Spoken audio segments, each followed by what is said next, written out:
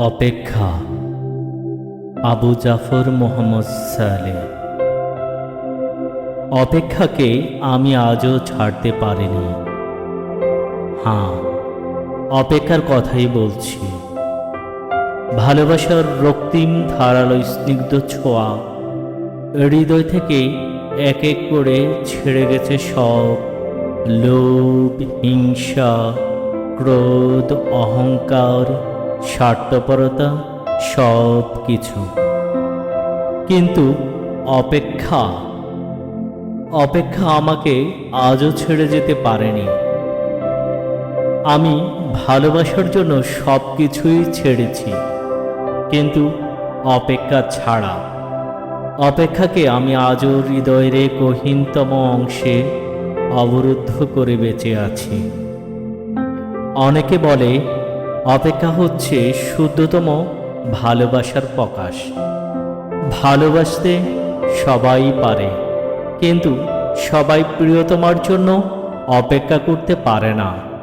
আসলে কি তাই? জানি না তো, হবে হয়তো। তবে অপেক্ষার কাছে আমি অনেক ঋণী। প্রিয়তমার জন্য অপেক্ষা আমাকে পাখির মতো সহজ হতে শিখিয়েছে, শিশুর মতো অনাবিল হতে শিখিয়েছে, আকাশের মতো বিশাল হতে শিখিয়েছে, ফুলের মতো স্নিগ্ধ সুন্দর হতে শিখিয়েছে। অপেক্ষা আমাকে সাগরের নীল জলরাশির মতো গভীর হতে শিখিয়েছে, প্রকৃতির মতো স্বচ্ছ হতে শিখিয়েছে, সোনালি সন্ধ্যার মায়াবী মনতার মতো নির্ভীর হতে শিখিয়েছে। শেষ পর্যন্ত অপেক্ষা আমাকে কবিতার মায়াবী অনিন্দ ভবনের কাছে নিয়ে গেছে।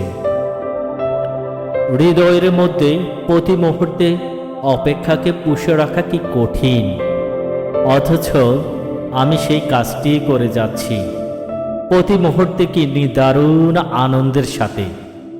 আহ, অপেক্ষা, তুমি কত বেদনার্থ সুন্দর। আহ, অপেক্ষা, তুমি কত বেদনার্থ সুন্দর।